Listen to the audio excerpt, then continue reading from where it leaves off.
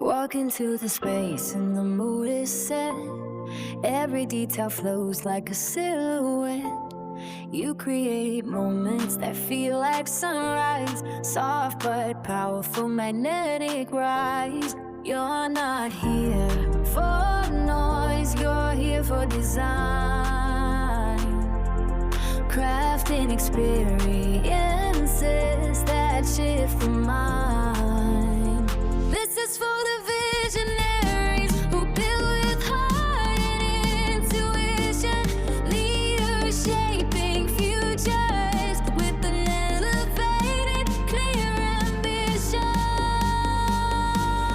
Set the vibe unforgettable.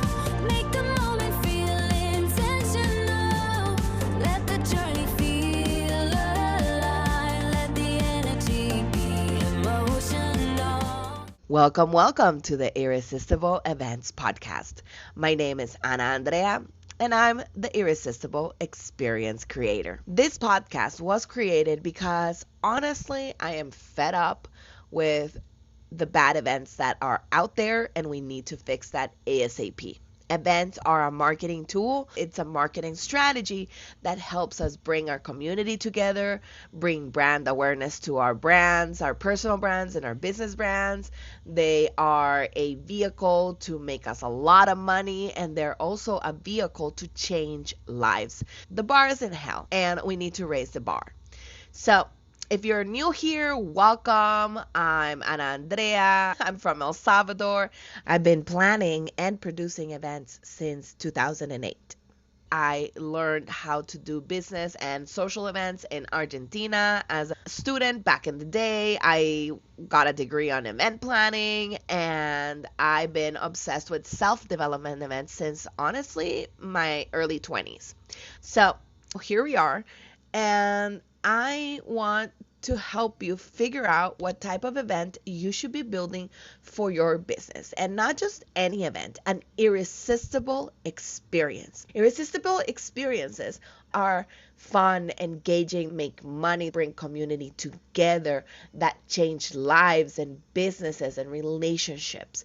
Events are a powerful marketing tool that we can use to grow our businesses and to connect our community. Now, in this episode, we're going to break down the differences between the types of events that are out there, and we're going to decide if you are ready for an in-person event or a virtual event. This is very strategic. I don't think I've ever heard anybody talk about this, so I want to break it down for you. I will talk about the differences between hosting an in-person event versus a virtual event, when you need to host a virtual event, and why you also need in-person events. I don't think it's either or. I think it's and. We need all types of events in order for us to connect with our community, connect with our audience, and sell our offers. Okay, so before we get down into the nitty-gritty of what types of events are out there and what you can do, let's talk about what stage you are in your business. This is so important. So in the online world, in the business world, there are different stages on where we are at the moment. And like I broke down in my last podcast, having your goals set up on why you want to do an event is so important as well. So first, let's break down the stages of business. When you are starting out a business, and or if you are very successful offline, you have a brick and mortar business, or you are a self-employed business owner, you have a private practice, or you're a stylist, or you are a dentist or a veterinarian, or you have a profession and you are self-employed and you want to come online, you can do a type of event that a lot of people don't think that you can.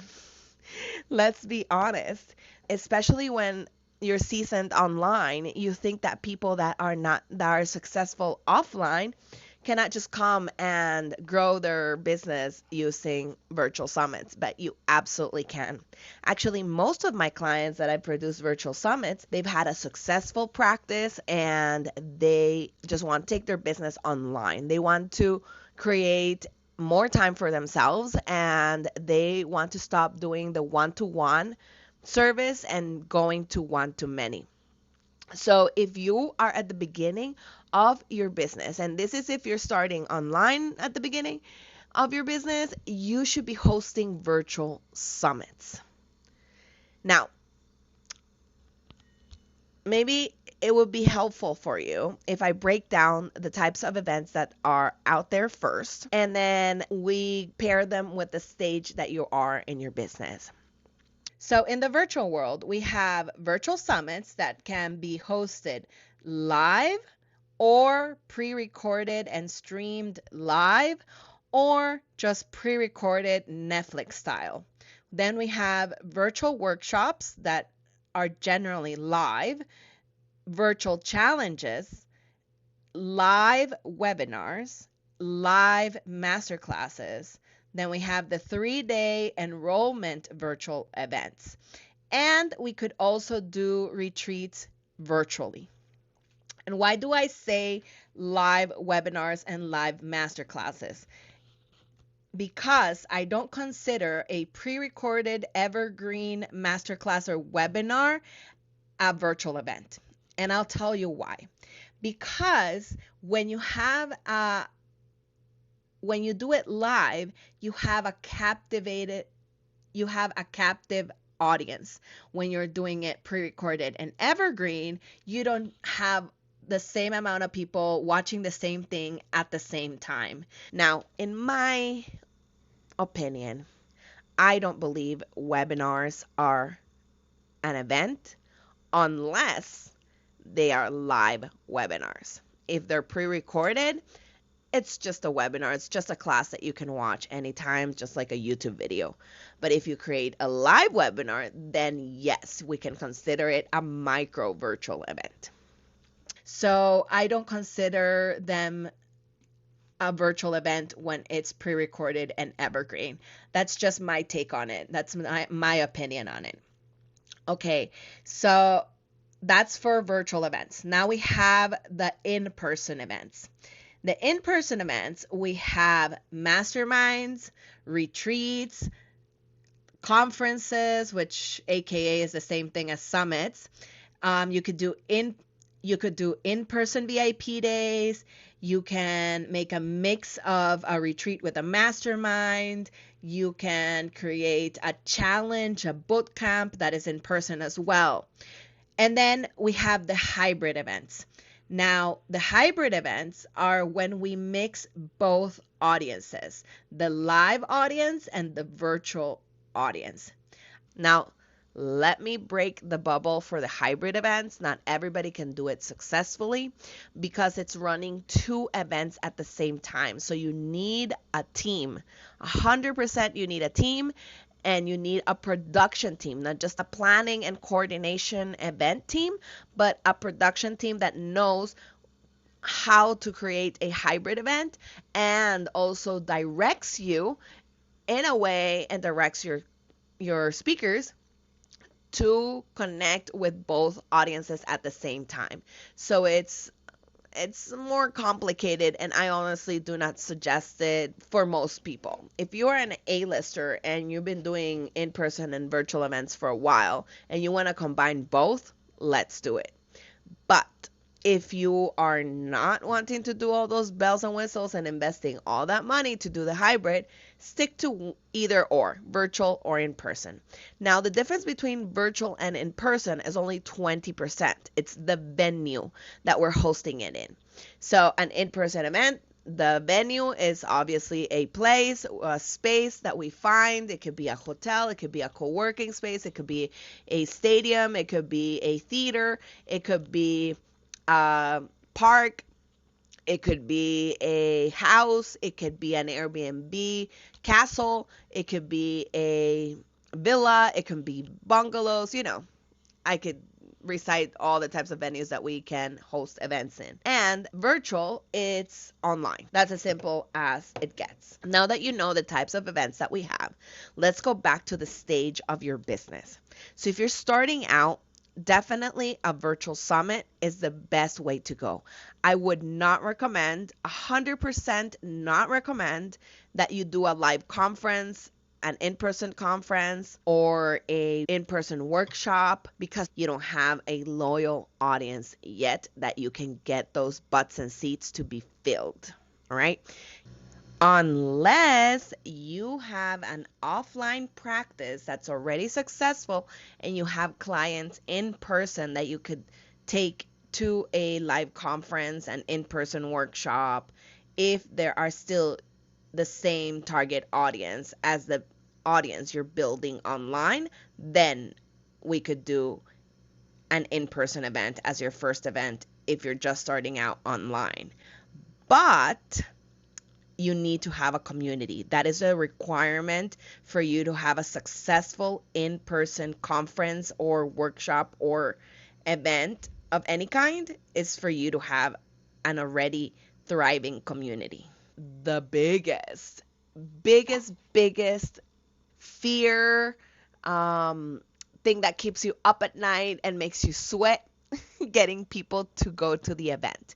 In the virtual world, if 10 people show up, I don't want to say the word only, because they're 10 people. It's, if you put them in a room, that's not little amount of people, right? That's not small amount of people. Anyway, sometimes my English and my Spanish, they cross they cross borders. So I would suggest that you grow your audience first. If you are in a stage where you already have a community, you already have a membership, you already have people that you connect with, you already have an audience, then it's much easier. And when I mean you have an audience, I'm always assuming that you have the right audience, because that's another topic for another day.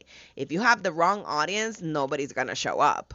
Like, let's be for real. Nobody's going to buy either. So when you are building the right audience, you can host in-person retreats, masterminds, live conferences, VIP days, workshops, etc. very easily, because you can fill the spaces up faster and people know, like, and trust you. Because we always want to have that factor, know, like, and trust. And to go to an event in person, it takes a lot of investment for your audience, not just monetary investment, but time-wise investment. So in this market right now, in 2025 and 2026 and 2027, people are being more conservative on how they're investing their money with traveling and events. So it's always good, and this is why I say it's not an or situation, it's an and situation. We have to have both types of events. We have to have virtual and in person, especially if you are a well-known brand, because there's a lot of people that will not be able to travel, especially if you're going to host your event in the United States or in a place that needs a visa like the UK. Some people don't need a visa for the UK, but I do. I need a visa for the UK. And do you know how much money I paid for that visa to go on 2024 to a UK conference? I paid $300 for 6 months.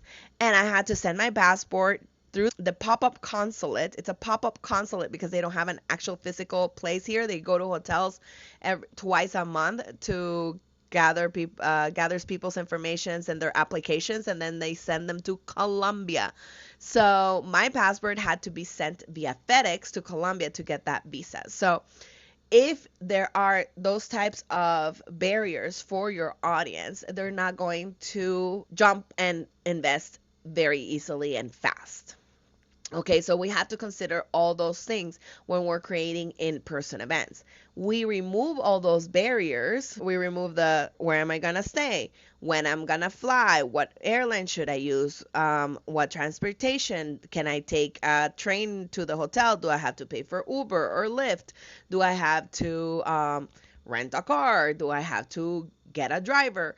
Do I have to buy my meals at the hotel? Are they going to feed me? Like, all of these questions do not come up in the virtual experience because they can just connect online from any device versus them flying, getting a hotel, having to get food, having to get transportation, getting up and getting ready to go to the event. It's a lot more effort. So I'm not saying that with all of this, in-person events are a bad idea. Absolutely not. I love in-person events. I go to in-person events. I travel and I spend my visa money to go because I am obsessed to be in the room with the right people at the right time, doing the right things in the right order. And this will get your network and your net worth to grow when you show up to events. But let's go back to you hosting an event, not attending an event. So if you already have an audience and you have the option of doing a virtual event or an in-person event, this is another criteria I would consider. What are your goals? Like we talked in the previous podcast, your goals can be very different from my goals, right? So let's ask ourselves that. What are our goals for this event? Do we want to bring our community together? Do we want to make money? Do we want to bring brand awareness? Do I want to launch a course, a program, or a product? Do I want to build my email list or my audience or my audience, never or, and my audience? Do I want to nurture my current audience? Do I want to take my clients into a deeper experience with me so that they get better results? Do I want them to bring them into a container so that we can create results faster because we're together? Ask yourself your goals, and it's okay to have all of the above. If all of the above apply to you, then you can create different types of events for different types of audiences that you have inside of your general audience. And that's how we decide what type of event we want to do. Let me give you an example. So for example, you are a coach or a consultant and you have an audience, you have a social media following, you have an email list, you have clients that you work one-on-one, and you have a membership. If you have all of the above, I would consider doing 3 types of events. A brand awareness event, like a virtual summit or a virtual challenge. If you want to sell your high ticket offer, I would host a live virtual enrollment event, which is a 3-day live experience. And you can find this in my 90-day Create Irresistible virtual event planner. You can find it at irresistiblevirtualevents.com, or if you want the physical copy, you can grab it in Amazon. So this enrollment events, I've seen a lot of people make a lot of money using Barry Baumgartner's formula. And that's the formula I have in my planner. She is my mentor. She is the co-owner of Sage Event Management, and she used to run Funnel Hacking Live for Russell. Okay, so she knows what she's doing. She already invested millions and used this formula with all of her clients, and they all make a lot of money with it. Okay, so do not reinvent the wheel. They already invented the wheel. If you want to sell your high ticket offer worldwide, I would create those 3-day live virtual events.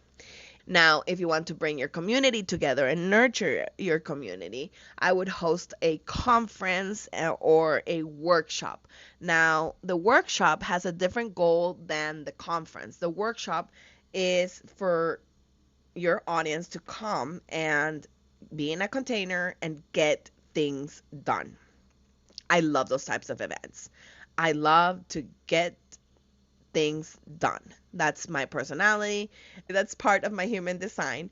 And I am obsessed with those types of events because I can get results faster. If your audience is like that, create those types of containers. If you want to make them in a more relaxed way, in a more impactful way, in a more creative way, because for creativity, we need more space to relax, I would host a retreat slash mastermind type of event, and definitely in person with a maximum of 25 people. And if you want to bring your community together, let's go back to that. You can create conferences or bigger workshops. But I honestly, if you want to bring your community together and have them connect with each other, I wouldn't have anything bigger than 150 people. Seriously, it's really, really hard as an attendee, and I'm going to be very honest, it's really, really hard as an attendee when you go to a event that's more than 500 people to meet every single body. And I know for a fact that attendees go to events in person and virtually, not just to learn about whatever the topic is, but to meet other people like them, or to meet potential clients, potential partners, joint venture partners, etc.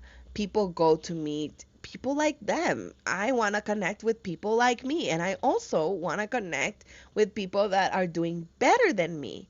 And I want to learn from them and befriend them, because we are tribal people, okay? We are created to be part of communities and tribes. So that's my recommendation. Now, we have to be very strategic about the purpose of each of these events, right? We got to put them through the lens of the goals. Like, what are we doing? Are we list building? Are we nurturing? Are we launching? Are we retaining? Are we creating brand awareness?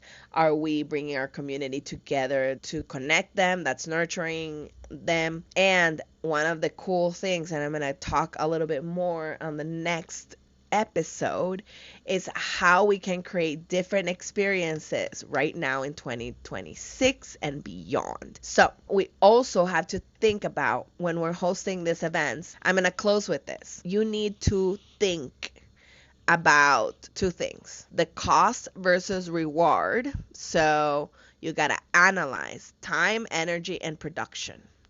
The cost of a virtual event is way less significantly than an in-person event for both you and the audience and your staff and the speakers, etc. Right? So you gotta consider both. And the other thing that you need to consider is the emotional tone of each event. Is it community driven, or are you creating high ticket intimacy? Are you bringing your high level clients? If you have a high level mastermind that you do virtually, do you want to bring them together and create an experience for them, or what? You should be doing that. Like, what are you doing if you're not doing that? If you're not bringing your one-on-one clients together and to build community with them, what the heck are you doing? They want to connect with other high-level people like them. And also, you need to think about the other type of emotional tone, which is legacy leaving moments. Are you creating an event to build a legacy, or are you creating an event that's not going to stand the test of time? We're going to put this through that lens, and this is how we're going to decide. Now, if you are still deciding and you have no idea what event to host next, well, my friend, I am here for you. I have this special 90-minute containers when we can break this down for you. You just have to go to my Instagram. My handle is irresistible Latina. Send me a DM and let's talk about it. I can help you decide the best next step for you. But if you want to decide with my planner, just go to irresistiblevirtualevents.com. And if you want to get one-on-one time with me, you know what to do. Go to my Instagram, DM me the phrase event type, and let's chat about how you can get one-on-one time with me so we can figure this out together. Anyways, thank you so much for being here. I appreciate you. I am excited to see your event come to fruition, and I'll see you in the next episode. Have a great day. God bless you. Bye-bye. Walk into the space and the mood is set. Every detail flows like a silhouette. You create moments that feel like sunrise. Soft but powerful magnetic rise. You're not here for noise, you're here for design, crafting experiences that shift the mind. This is for the visionaries who build with heart and intuition, leaders shaping futures with an elevated, clear ambition. Set the vibe unforgettable, make the moment feel intentional. Let the journey feel alive, let the energy be emotional. From the welcome to the closing, to the yes that feels just right. This is how you lead a room. This is how you spark the light.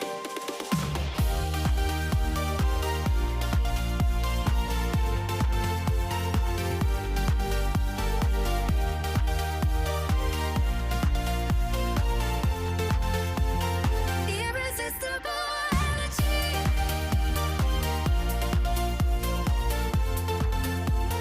Elegantly powerful.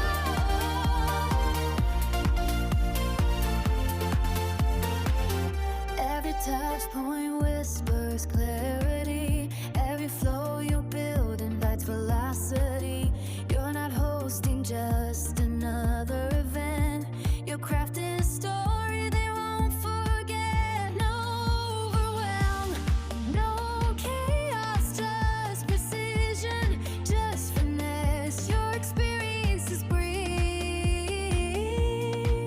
success into success.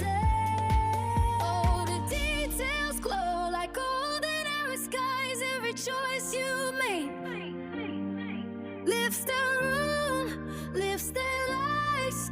Oh, the flow you map turns tension